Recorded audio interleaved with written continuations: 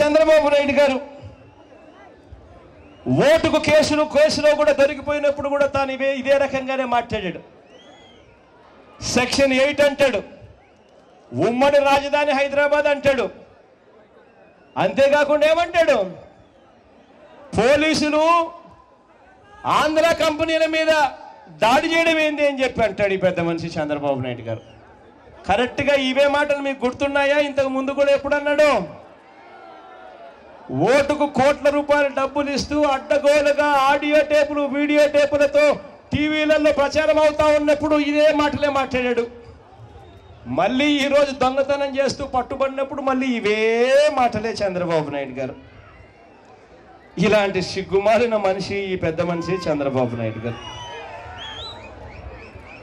ఇదే పెద్ద మనిషి నిజంగా కొనసాగితే అధికారంలో ఇప్పుడున్న పరిస్థితిలో ఎవరు తనకు ఓటు వేయారో తెలుసుకొని ఓటర్ లిస్టు నుంచి వారి పేర్లను తీయించేందుకు ఈ చంద్రబాబు నాయుడు గారు చేస్తా ఉన్న పనులను చూస్తూ ఉంటే వారు ఓట్లు రేపొద్దున వేయరు అని అనుకుంటే ఎన్నికల దగ్గరకు వచ్చేసరికి మనుషులను కూడా బహుశా చంపించేస్తాడేమో ఈ పెద్ద మనిషి చంద్రబాబు నాయుడు గారు.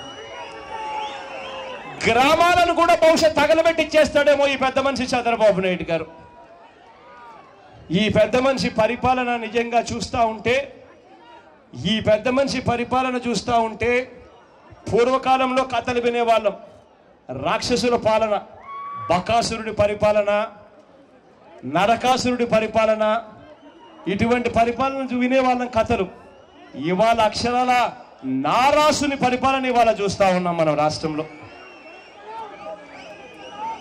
ఈ పెద్ద మనిషి చంద్రబాబు నాయుడు గారి పరిపాలనలో ఏ స్థాయిలోకి ఈ వ్యవస్థ రాష్ట్రంలో ఈ వ్యవస్థ దిగజారిపోయింది అని అంటే ఇదే పెద్ద మనిషి చంద్రబాబు నాయుడు గారు మొదట తన పార్టీ వారు కాదు అని అనుకుంటే రేషన్ కార్డులు తీసేశాడు.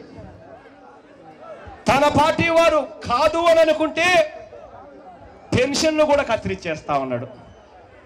తన పార్టీ వారు కాదు అని అనుకుంటే చివరికి పేదవాడు కడుతున్న ఇళ్లకు కూడా డబ్బులు ఇవ్వకుండా ఆపేస్తా ఉన్న పరిస్థితి కూడా చూస్తా ఉన్నాం. తన పార్టీ వాడు కాదు అని అనుకుంటే వెబ్లాండ్ పేరిట ప్రతి ఒక్కరి భూములు కూడా ఎసరు పెట్టే కార్యక్రమాలు కూడా చేస్తా ఉన్నాం ఇవాళ మన రాష్ట్రంలో.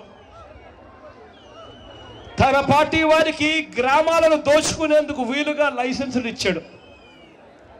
ఆ లైసెన్స్ ఇచ్చి గ్రామాలలో వాళ్ళకు పేర్లు పెట్టాడు. జన్మభూమి కమిటీలు అని చెప్పి పేర్లు కూడా పెట్టాడు. ఇంత అడ్డగోలుగా ఇవాళ ప్రజాస్వామ్యాన్ని కూని చేస్తా ఉన్నారు. ఇదే పెద్ద మనిషి చంద్రబాబు నాయుడు గారిని ఎవరైనా ప్రశ్నిస్తే 23 మంది ఎమ్మెల్యేలను ఏకంగా సంతలో పశువులు కొన్నట్టుగా అవినీతి సొమ్ముతో కొనుగోలు చేస్తాడు.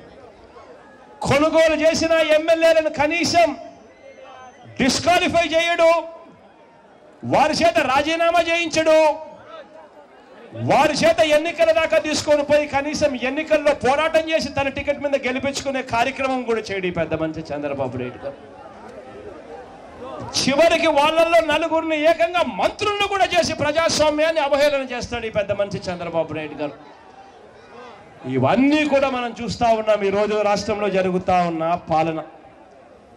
ఇటువంటి అన్యాయమైన పాలన ఎందుకు చేస్తా ఉన్నాడో తెలుసా చంద్రబాబు నాయుడు గారు?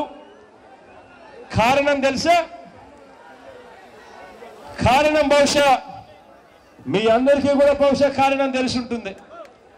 కారణం 2014లో చంద్రబాబు నాయుడు గారు ఎన్నికలప్పుడు మనకు అందరికి ఒక సినిమా చూపించాడు. 2014లో ఎన్నికలప్పుడు ఈ పెద్ద మనిషి చంద్రబాబు నాయుడు గారు మేనిఫెస్టో అని చెప్పి ఒకటి రిలీజ్ చేశాడు. మేనిఫెస్టో అని చెప్పి రిలీజ్ చేసి ఎన్నికల సందర్భంగా ఈ పెద్ద మనిషి చంద్రబాబు నాయుడు గారు ఆ రోజు తాను కొట్టిన డైలాగులు ఏమిటో తెలుసా?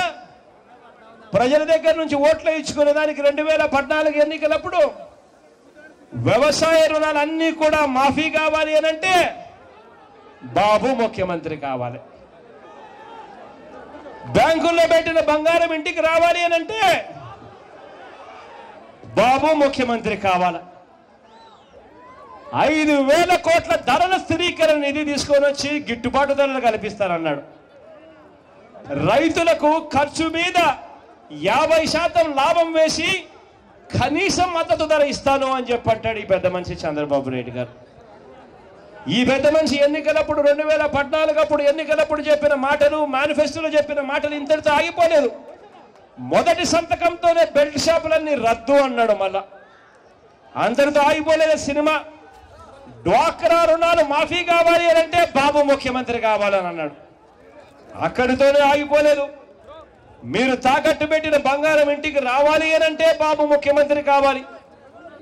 మన పిల్లలు కేజీ నుంచి పీజీ వరకు ఉచితంగా చదవాలి అని అంటే బాబు ముఖ్యమంత్రి కావాలి. ఎన్నికలప్పుడు ఈయన చెప్పిన మాట ఇంతటితో ఆగిపోలేదు. ఇంటికో ఉద్యోగం, ఉద్యోగం ఇవ్వకపోతే ఇంటింటికి 2000, నెల నెల 2000. ఈ పెద్ద మనిషి ఎన్నికలప్పుడు చెప్పిన మాటలు ఎప్పుడన్నా పొరపాటున చంద్రబాబు నాయుడు గారు మీకు ఎక్కడైనా కనిపిస్తే గట్టిగా నిలదీసే కార్యక్రమం చేయండి. 60 ఏళ్ళు ఇంటూ 2000, 1,20,000 బాకీ ఉండవు చంద్రబాబు అని చెప్పి గట్టిగా నిలదీసే కార్యక్రమాలు కూడా మొదలు పెట్టండి. ఈ వీడియో గనుక మీకు నచ్చినట్లయితే లైక్ చేయండి, షేర్ చేయండి. మరిన్ని వీడియోస్ కోసం మా ఛానల్ను సబ్స్క్రైబ్ చేయండి.